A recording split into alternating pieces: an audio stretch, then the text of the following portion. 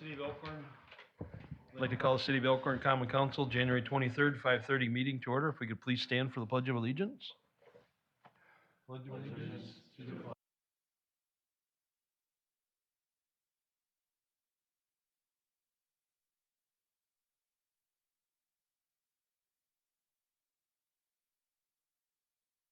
Roll call, please.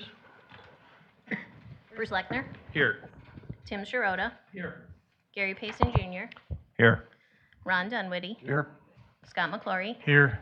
Ken Minell, Here. Carol Young. Here. Next, public comment. I think we have somebody for public comments. I'm just going to read the statement. Public comments are limited to 3 minutes each. The public may speak on any item of the city concern, whether or not the topic is included on this agenda. However, if the topic does not pertain to an item listed on the council agenda, the council is not permitted to address or discuss the matter during this meeting. Under open meeting laws, the council must notice an item on the agenda to allow discussion on that matter. If council is not permitted to discuss your concerns, your comments will be considered and may be placed on a future agenda for further discussion. If you'd like to come up and state your name and they're hogging it. I see that. Very comfortable. Hi, everyone. My name is Susan Malmanger. I'm the Municipal Services Manager for LRS, otherwise known in South Central Wisconsin as Badgerland Disposal. I just wanted to come tonight and say hello, kind of get to meet you guys, let you know who we are, where we are. I've been speaking with Matthew, your Public Works expert over there, when you guys put out the RFP for trash and recycling. And we hope to give you a nice proposal, bid for your services, and hopefully in consideration. We are based in Janesville, used to be Milton, Janesville. That was the original home of Badgerland Disposal. LRS is the parent company, and they decided in the last year or so to kind of rebrand. So you'll see more LRS than you see Badgerland around. We service your neighbors pretty much to the west and a little bit north, like the city of Evansville, city of Edgerton, some smaller towns and villages, and then we're growing to the east. Most recently, the village of Waukesha, and then starting just this month, the village of Sussex, because we opened a shop and an office in New Berlin. So we are growing at a slow enough pace to take care of our customers. I came from the commercial side of the business. I worked for Advanced Disposal, that terrible name. Left the business when Waste Management took over, and not knowing, the level of your service now, you guys have a lot of great choices where you are. There's a couple other, family-owned, local disposal companies, and we all kind of play nice in the sandbox, if you will, right? We all feed each other's babies. They're transfer stations, they're landfills, they're recycling centers. We have a recycle center in DeForest. So we're kind of like looking to fill that gap in between like the Milton, Janesville area and the New Berlin area to grow this way. So I'm a resident of Janesville for 30 years. I'm still a Bear fan. Oh, no. From Chicago. Oh, no. But I've been here long enough to be okay with green. DFID. Whatever you want to call me, I'm good with that. So I really just wanted, if you guys had any questions or questions along the way with the RFP, I'm happy to help. Like I said, I came from the commercial side of the business, came back to work for Badgerland LRS. All of my leaders, my fearless leaders, are from Advanced and used to service your municipality. They know a lot about it. Jim Lashinsky and Mike Lang, they all know you guys. So I just wanted to come and let you know who I am. I'll leave some cards with Matt if you have any questions along the way. Otherwise, hopefully you'll see me once the RFP is out and I'll get a chance to present or answer questions. Thank you so much. Thank you. Anybody else for public comment? Moving on to the consent agenda. We have the meeting minutes, Municipal Services and Utilities Committee and Common Council, January 9th, 2023.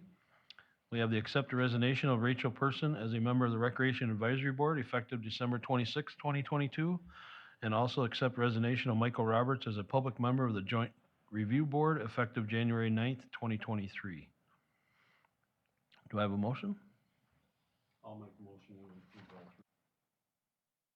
We have a motion. Do we have a second? I'll second. We have a motion and a second. Any questions or discussion on any of the items? All those in favor? Aye. Opposed? Motion passed for consent agenda on all three items. Moving on to presentation, we got Dale Brockhart, PE Fourth Infrastructure and Environment LLC, and Nate Steffen here to give an overview of the water system improvements in 2022 and upcoming projects in 2023. Welcome, guys.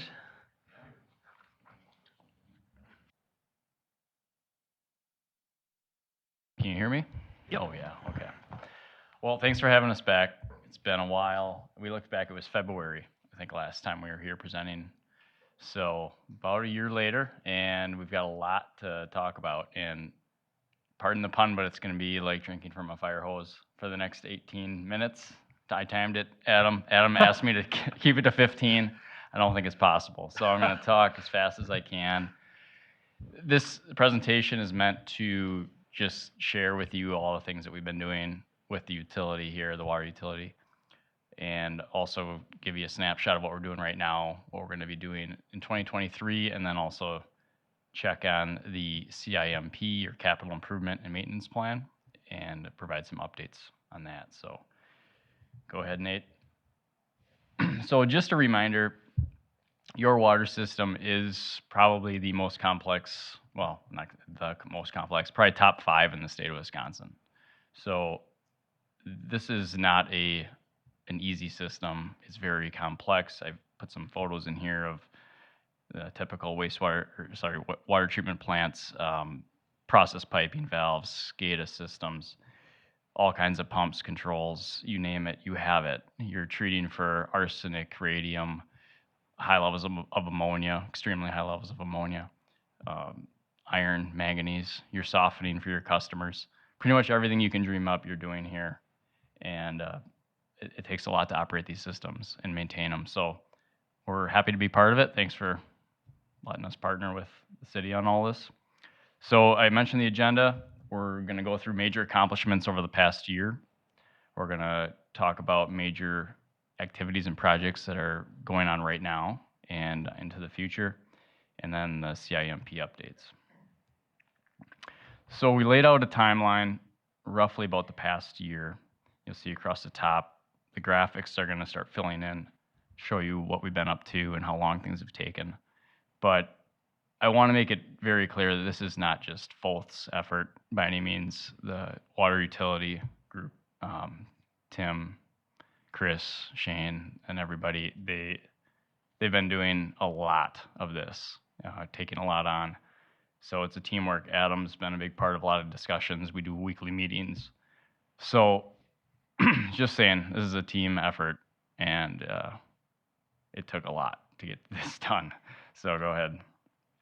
All right, this is where the fire hose starts, so just be ready. Back in November 21, we completed industrial compliance portfolio. This is a requirement by Welcomet, and it basically organizes all the chemicals that you have on your sites and talks about what's coming down the waste stream to them to treat. So it's a requirement document. ERP, Emergency Response Plan, this was completed January 2022. EPA DNR requirement describes the procedures and all the contacts that we have to, notify news, fire, emergency response, that kind of thing. So that's all up to date. So this is one that, was an absolute major accomplishment, and I should actually take a moment. What you're seeing for the next several slides, these are major accomplishments. There were 3 times as many small and medium accomplishments that we didn't have even time to put on here, but it's been extremely busy with things popping up constantly. So hats off to the crew. They're dealing with a lot of that firsthand. But the big one here, and this is the one I want to pause on because this is no small undertaking. The Northeast Water Treatment Plant, as you know, had a higher arsenic level than we wanted back around, what was it? December, November of 21. So you were not out of compliance for the DNR standard, but it was a high enough level that the city proactively took the plant offline and said, what's going on?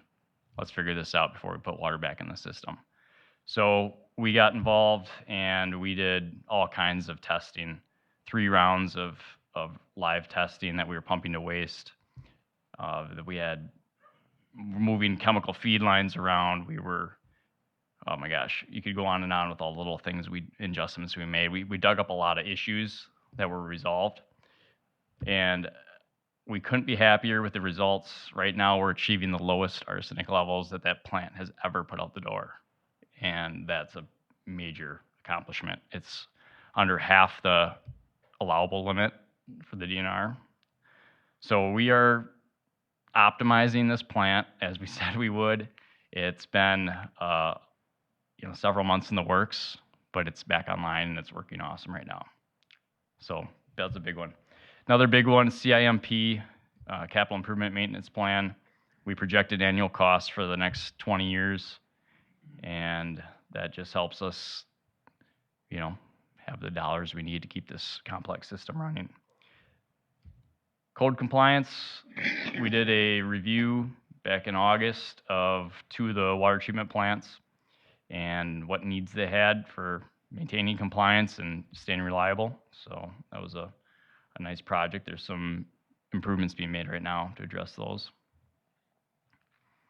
And then ITAs, that's intent to applies. So there's a huge amount of money coming from the federal government. Right now, they're running that money through the Wisconsin DNR programs. So we've submitted back in September, October, 22 ITAs on behalf of the city.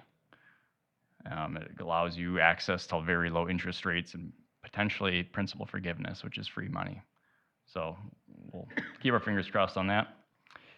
Water study, we completed an existing supply and storage study, which what that means is it's a snapshot of what we have right now, all the assets, what they can produce, and is that enough to supply the city currently? So we ran a bunch of scenarios looking at worst case, if certain things were offline or online, could we get ourselves in a bind? So that study summarizes all that. Softener evaluation, we had a couple warning signs that the softeners weren't performing to their optimum peak level. That was back in October. So actually Nate spent quite a bit of time doing some of his, what's your nickname now, Mr. Beaker? So mad scientist stuff. You see a fancy curve there anyway. He spent a lot of time optimizing those softeners again, and there were some faulty valves that were found that were causing the issue, and those have been resolved. So water treatment plant guides, something that was lacking was just a document that explained how these plants worked and helps for training, standard procedures. So we put that together for all 3 treatment plants. Excellent tool for training new hires and just making sure everyone's doing the same way every time.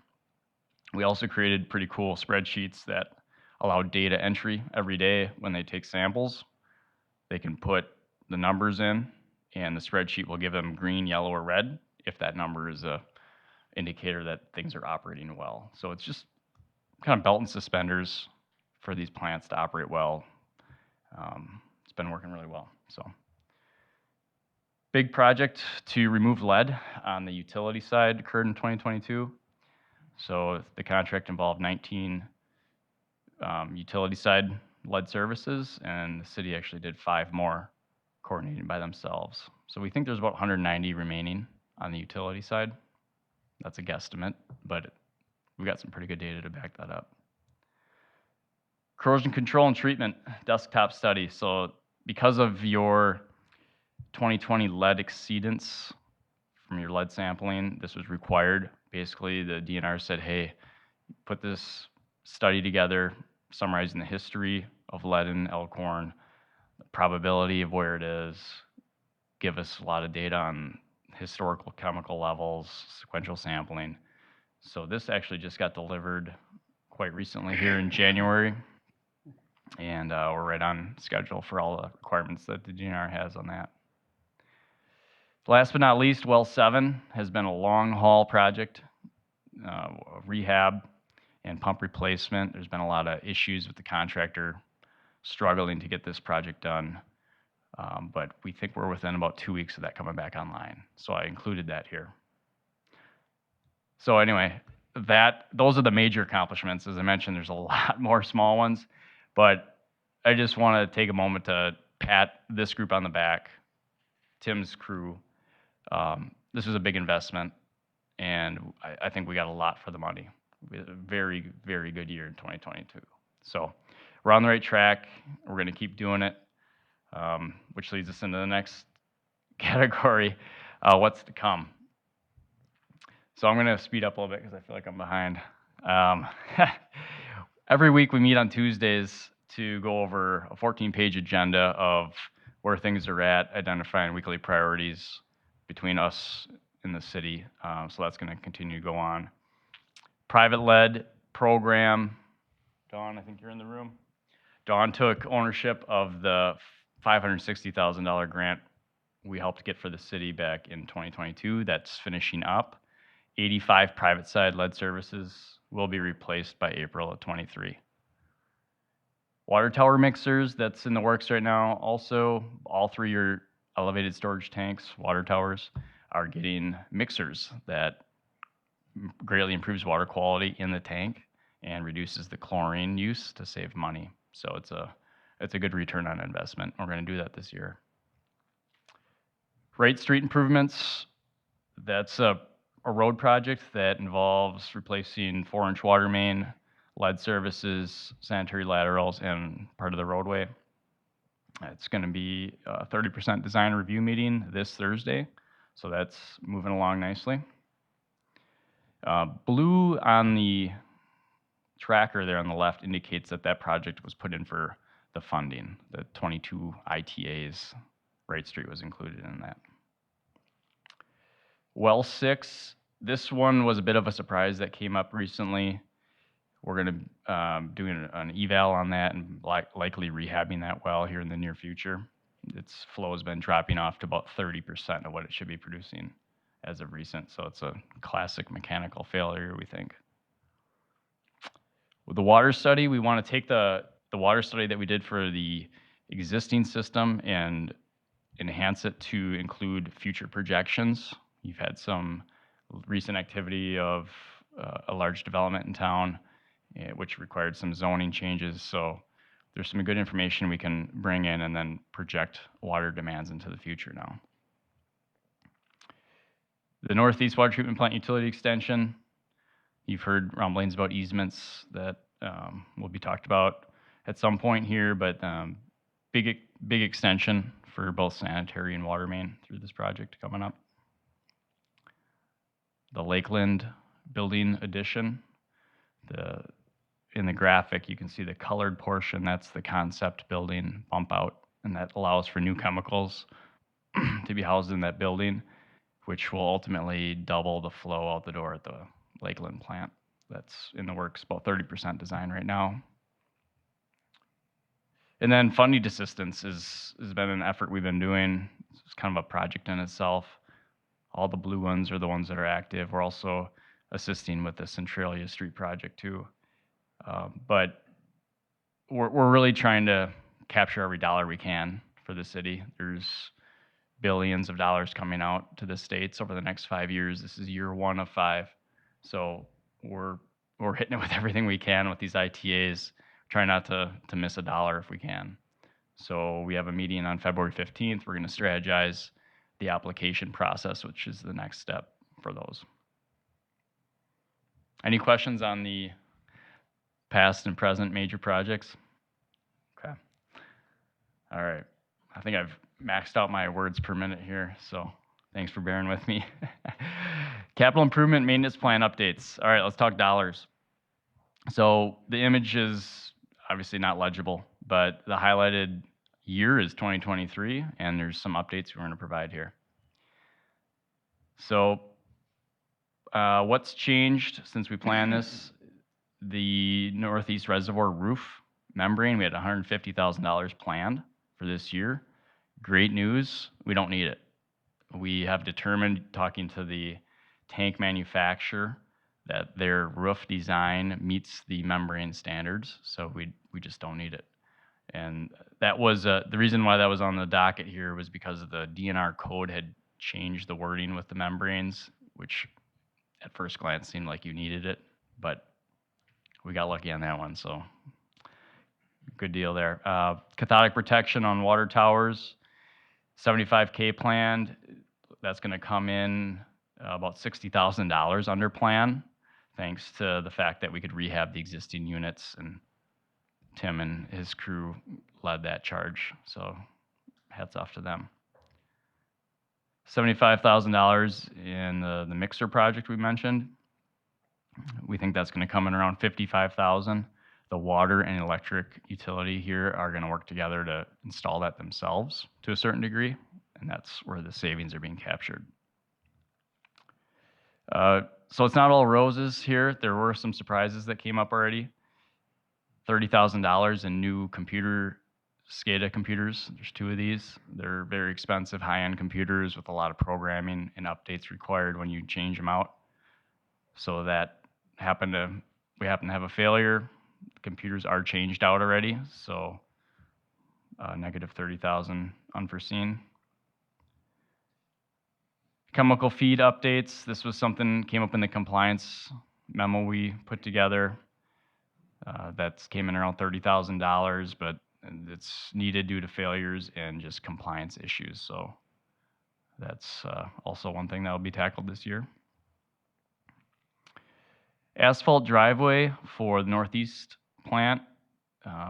That's going to be pushed off 4 to 5 years. We've decided to include that with the major project that'll occur out there, and not beat up a new pavement until that project happens, just to give that pavement more years. Go ahead. And then we mentioned the well 6. Recently it was dropping off in flow about 30% of what it should be producing. So we're expecting a quote in the near future from some vendors that do this work, and depending on what they find through televising and pulling that well, it could be anywhere from $50,000 to $150,000. Yeah, so time will tell on that. Yeah, that should be in the next few weeks. We'll have an idea where that's going to come in. So total it all up, in the end here, with even pushing, we pushed that $150K from the driveway. We didn't include that as a positive because it will be pushed to a future year. But even with that push, we still are in the green, $20,000 to $120,000 for 2023. That's where we want to be. So that's good news. We have some ideas with the Lakeland water treatment plant, trying to take that money and take care of some housekeeping items that if we don't do it now, it'll be done during the building upgrade. But the bid market, if you didn't know right now, in the water wastewater world is about 30% or more higher than normal in cost, just because of inflation and contractors correcting some really rough years they had. So anything we can do right now, such as some roof repairs, some insulation, doors, windows, things of that nature that are easy to take care of ourselves with these dollars, it's smart money to do that. You'll probably save about 30% markup that shouldn't be in there. So we're looking at getting some quotes together and creating a plan on where we can use that money and make it go as far as it can. So that's it. Is it like drinking from a fire hose, or? Well, fine, okay. Any questions? thank you for the updates, and things are going forward. It's good. Absolutely, yeah. Council members, do you have any questions or concerns or issues? No. All right. Well, thanks again for all the things you guys are sorry. investing in here. No, I mean, just thanks a lot for the business we provide. It's been a pleasure.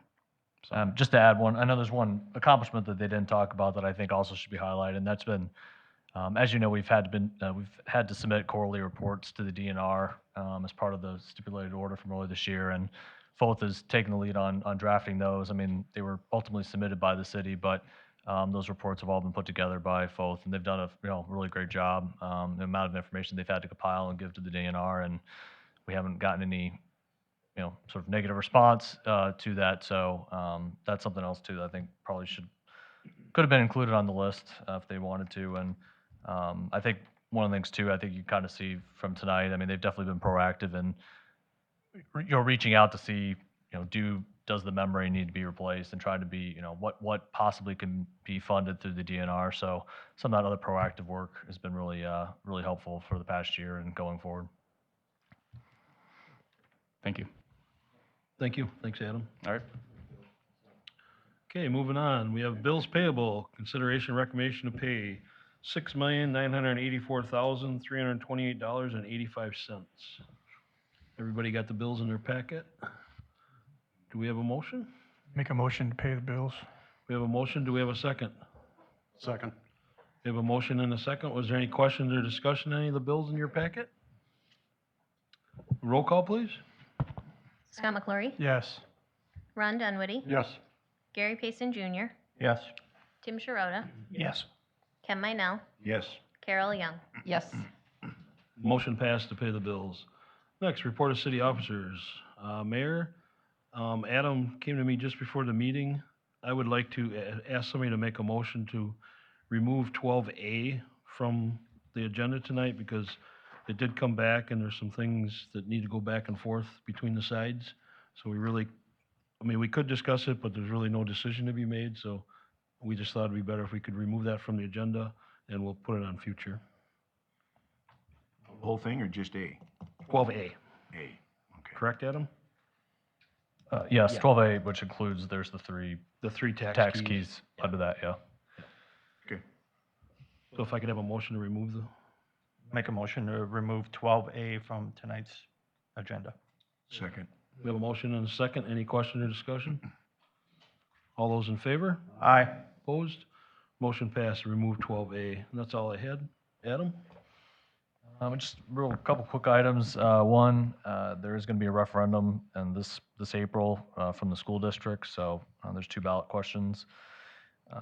We are currently advertising for a public member for the Joint Review Board, so if there's anybody you know that might be interested in serving on that board, please encourage them to send a letter of interest, just talk about why they want to serve on the board and how their background and qualifications could contribute to that.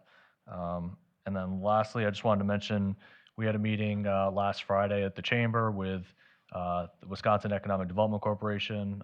Went over there with, Matt was there along with Carl Sorvich from our Recreation Department, and Chris Clapper was there from the Chamber, and also had Katie James there. So we met with those representatives, talked about, got a better understanding kind of what grant options are out there through the WEDC, and certainly the focus was on the mini park that the Chamber and the city have looked at doing, as well as what's available for the band shell, let's say, and a couple other projects. But it was a useful meeting and got some contacts at the WEDC. So, and that's it for me. You Adam? Next, report on liaison committee meetings. Fire advisory? We have a meeting this Thursday at 6 o'clock. Library? The library had their monthly board meeting last Wednesday night, and the library is embarking on a new strategic planning process. Their previous plan, which ran from 2017 to 2022, was able to guide the library in creating services and procedures to reach the community, and they were delighted that they were able to fulfill the goals that they set for themselves in that plan. The new strategic plan in committee is going to be made up of board members, library staff, and a diverse library users that they're recruiting from their clientele. And they'll guide the library into greater community engagement in the years to come, and the process will run through the spring, and they're hoping to have it completed by May. Okay, thank you, Tim. Next, recreation advisory. Yes, we met on January 11th, and the items on there will be coming into the council in February. And the next Park and Rec meeting will be 2/15 at 5:30 PM here at City Hall. Gary? Next, chamber. Chris? Ken to Chris? Ken to Chris? Evening. Just want to reiterate from Adam's comment of last Friday's meeting with WEDC. We have received multiple emails from Nathaniel and Tracy from WEDC like, hey, have you thought about this grant? Hey, have you thought about this grant? Neither one of them had ever been to Elkhorn before. So it was nice to give them a small little tour around. And they are extremely excited about the Vibrant grant that we are going to be submitting, hopefully on Friday. And hopefully we could give Carl some good news and possibly the city some good news on some band shell. Nathaniel was that's our representative from the WEDC, is very excited about it. And I think if there's anything that he could find that would fit it, he will make it fit it. He thought, I'm taking it, he's a musical instrument guy, so the acoustics, just standing there and seeing what it could be. And I got to give kudos to Carl for doing that quick one-page flyer that he's like, hey, by the way, did you know about this? So that worked really good. So I'm hoping that the collaboration in creating the grant writer for the city is going to come to fruition, hopefully faster than she wants it to be happening now, but I think it will be happening for us. Just going to go over a couple upcoming events for the chamber and in the community. On February 4th, we have SNULF at Evergreen, which is snow golf. We're kind of struggling with that right now. We have no snow. So we're not sure how it might be SNULF mud. I'm not sure. So we'll have to see how that all determines with how we form that plan with Bill at Evergreen. So, and then we will be doing some tourism things. We will be doing the Milwaukee Golf Show, which is at State Fair Park, which is usually a really good venture for us. And then in in March, we have the Department of Tourism has what's called WITCOT, the Wisconsin Governor's Conference on Tourism. So I will be in Green Bay for 3 days, which is kind of unique. When Green Bay holds it, we are at Lambeau Field and usually get some really cool amenities along with it and things that normal public does not get to do. So I'm looking forward to that. With that being said, as of January 1, I was appointed to the WCCE, which is Wisconsin Chamber of Commerce Executives Tourism part. So I have a 3-year term with them that I will be filling for southeastern Wisconsin. And that's all I have. So if you guys, again, have anything at any point in time, our door is always open. Come and chat, and we hopefully will be submitting a grant and hopefully having maybe a new little park area in Elkhorn. So thank you. Well, thank you, Chris, and congratulations on your term. Yeah, that was exciting for her. Next, committee report, Municipal Services and Utilities Committee. Yes, we met on January 9th at 5 p.m. here in the chambers. Committee members were myself, Carol, and Ron. Discussion and possible decision regarding general engineering services. And after discussion and input from the city staff, a motion was made to have FOTH, we believe it's FOTH, present, present information to the MSU committee and meet with Kapoor to review concerns as well. Thank you. Moving on to unfinished business. Discussion of possible decision regarding truck traffic data and concrete versus asphalt surface for the Centralia project. Yeah, so as you know, we performed traffic counts on Centralia at the intersections of Lincoln and McKenzie back in November. As it turns out, there's a large percentage of trucks, but very minimal traffic, not really too much of a surprise there. Next, we had the geotechnical engineer, CGC, perform soil borings. Maybe you have seen it all the way throughout Centralia. They provided a geotechnical report that was received January 17th. So we did some pavement reconstruction analysis completed late last week, so I wasn't able to get it on the into the agenda today. But I certainly can provide more technical data if you'd like.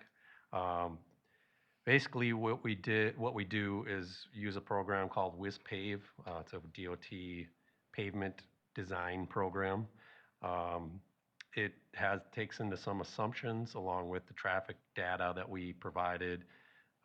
So we assume a typical growth rate, plus we also assumed a additional amount due to the possible Creekside development, additional traffic that will happen.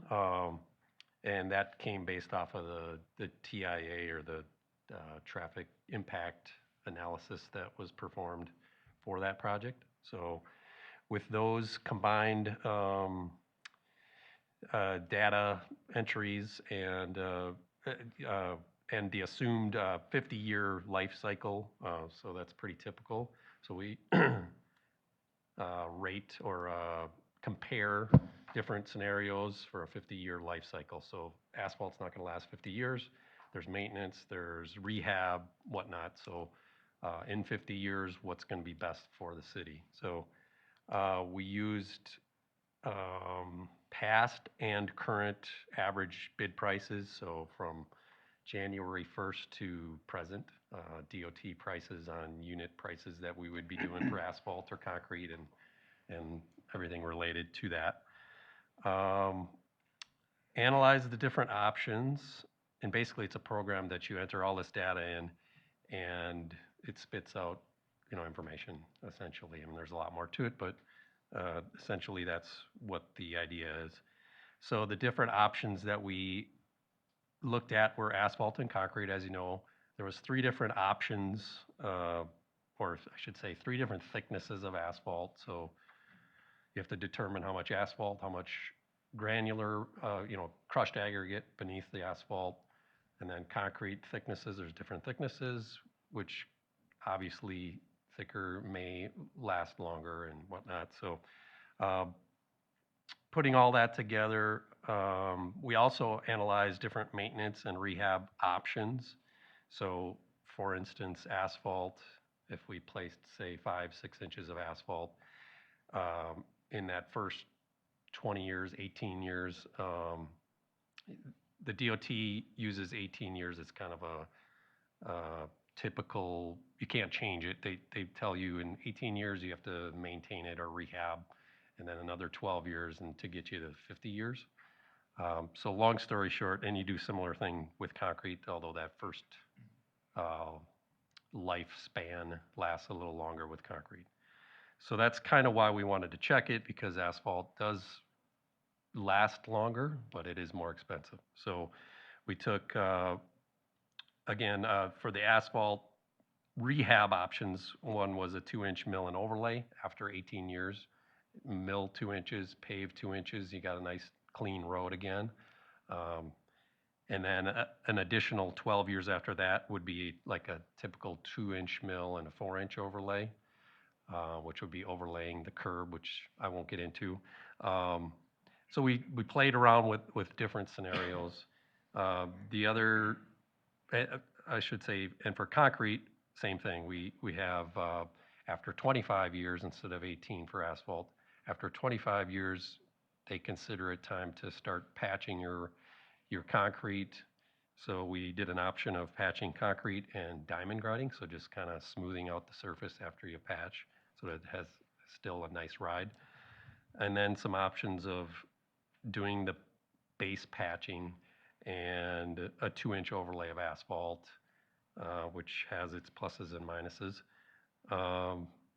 And then simply doing a 2-inch mill and overlay. So you're grinding out 2 inches of the concrete and placing asphalt on top of that. So long story short, a lot of different scenarios and some options in rehab. Our initial results, or the results from the program, determined that the upfront cost, so there's an upfront cost, 2023, 2024, and 25 when you do the project, versus the life cycle long-term cost. Asphalt, in this case, was your best option monetarily, according to this program. So one of the reasons for that is, like I mentioned to begin with, minimal traffic, not a lot of I mean, there's a lot of trucks percentage-wise, but there aren't a lot of vehicles traveling on that portion of road. So ultimately, there are some percentages that we use. The cheapest was one of the asphalt options, and the other 2 asphalt options were like within 5% plus or minus, and the concrete one was The cheapest one was about 30% higher, so considerably higher. And then the other concrete option was 50 or 60%. So again, considerably higher. And again, these are average prices based off of DOT projects. We try to analyze the projects to not utilize a project that doesn't kind of relate to this project. It's difficult to do sometimes because they're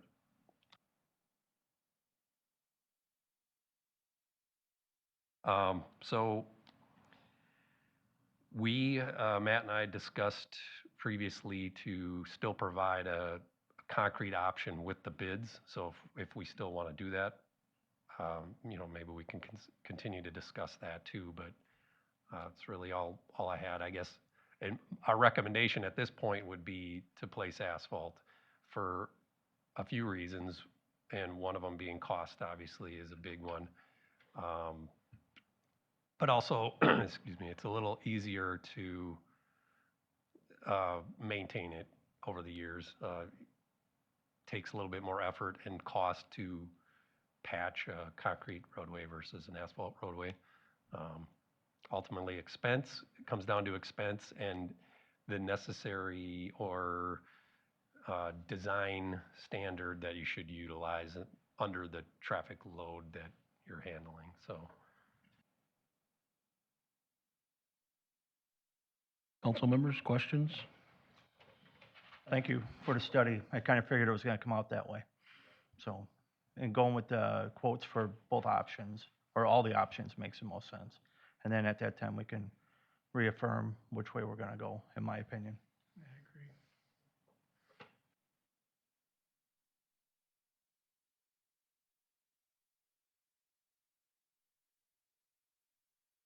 Get that?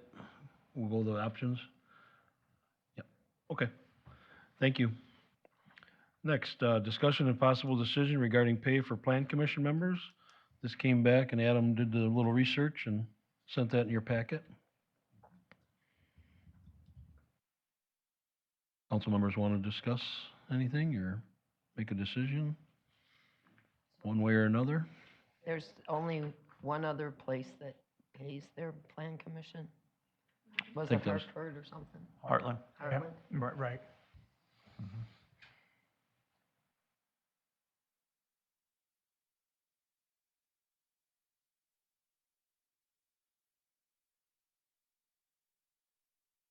Anybody like to?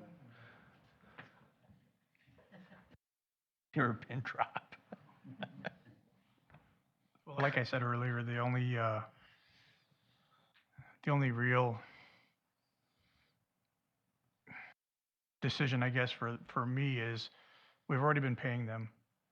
So if we're gonna, if the decision is made to no longer pay them, I would say that we would give them that notification now, and when their term comes and ends, then they knowingly, they know full well they will not be getting paid going forward. I think that's the most fair thing to do. Fair way. When their term, the money stops when their term stops. Right. And if they choose to come back and join up again, then they'll note that, so. And any new members would not get paid. Right. So that's where I'm at. So they would continue to be paid until their term is done? Correct. That's why I think we should go. I think so too. Council members have ideas or Scott would like to make a motion? Sure, I'll make that motion. I'll second. We have a motion and a second to continue the plan commission members' pay of the $25 per meeting until their term is done, when then it'll be no pay for either them or a new member coming in, correct? Correct. Any other questions or discussion? Roll call, please. Scott McClory, Yes. Carol Young, Yes. Ken Minell, Yes. Tim Sharota, Yes. Gary Payson Jr., Yes. Ron Dunmuddy. Yes. Motion passed, and then between Adam and Lacey, you guys will make up a memorandum to send each plan commission member? Yes, Mayor. Okay. Thank you.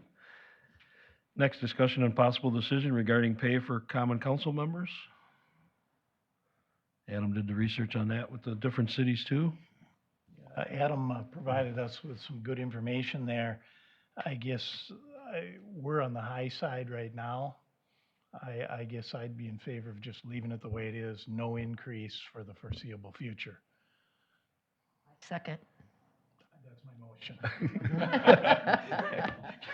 So Tim had a motion, Carol had the second. So any other discussion or questions or concerns? My concern is what it was when we talked about this 2 weeks ago. We haven't had a raise in 7 years, and apparently we're not going to get a raise. We're not going to get any kind of an increase, even a 0.5% every year. Like, like I said, other city employees get, basically the average of 2% a year. Things aren't any cheaper for us than they are for the people out in the world. So, like I said, I'm in favor of something that just happens every year, reoccurring. So, even if it's a 0.25% or whatever. Any other council members discussion?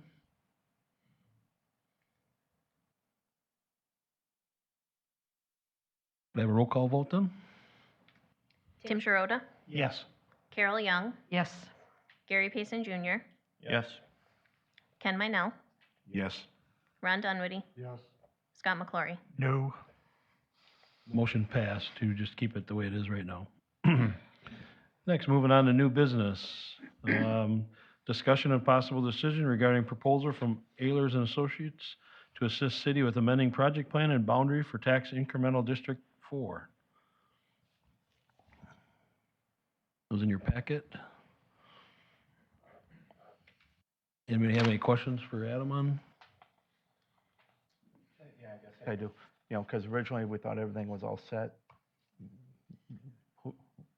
I guess without finger point, but who dropped the ball, I guess, because now we're behind the 8 ball on this. Just, what could we do differently to prevent something like this from happening in the future? Yeah, I mean, I can tell you that I had conversations with Ehlers back in May.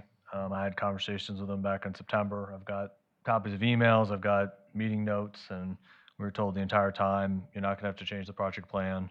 I mean, there was initial discussion like maybe you would, but they said, no, you're not going to, because again, they looked at it in May and then in September timeframe. And then they apparently reached out to the DOR within just a couple weeks ago, and the DOR made a recommendation that we do make that amendment. So we then had a meeting with our city attorney, who had a very strong opinion about it. And the recommendation from both Ehlers, the DOR, and our city attorney was that we should, in fact, make that project plan amendment. So unfortunately, again, just the advice from the financial experts changed. I guess is really all I can tell you. So. Any other questions? Do I have a motion? I'll make a motion to change. To approve the proposal from Ehlers for the amending the change? Yes, that is my motion. Thank you. I actually, the little button there does work. I just had to wait for it to come back. Do we have a motion? Do we have a second? Second. We have a motion and a second. Any other questions or discussion concerning this? Roll call, please. Gary Payson Jr., Yes. Tim Sharota, Yes.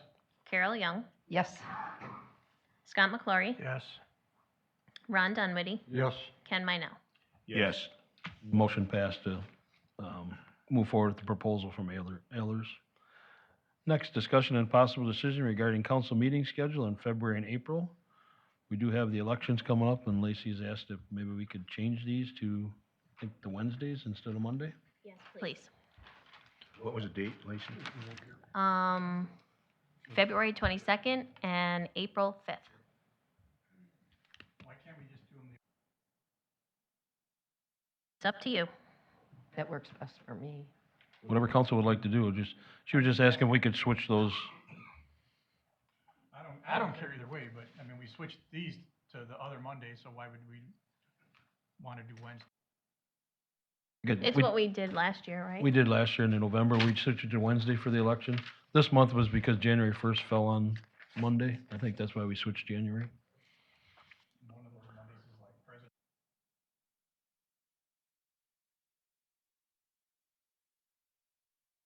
When?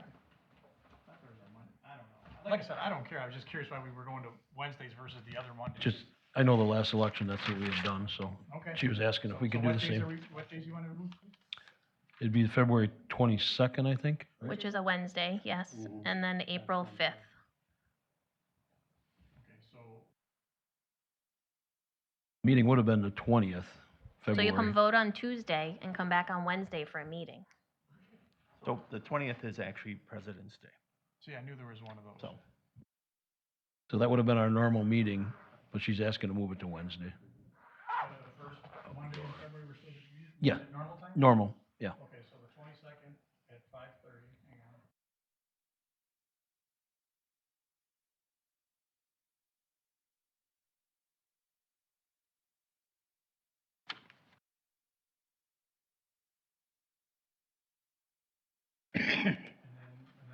What was the next one?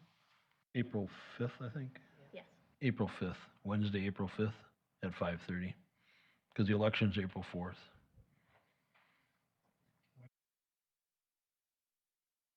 Get to see us 2 days in a row. Exciting. I could see So that. if council's okay with that, if we could have a motion to do that. Make a motion to change the dates according to what's listed there. We have a motion and a second. Any other questions or discussion? All those in favor? Aye. Opposed? Motion passed, removing the council dates in February and April for those two. Thank you. Welcome. Do we have a motion to adjourn? I'll make that motion. I'll We have a- second. We have a second. All those in favor? Aye. Aye. Opposed? Meeting adjourned. Thank you, everyone.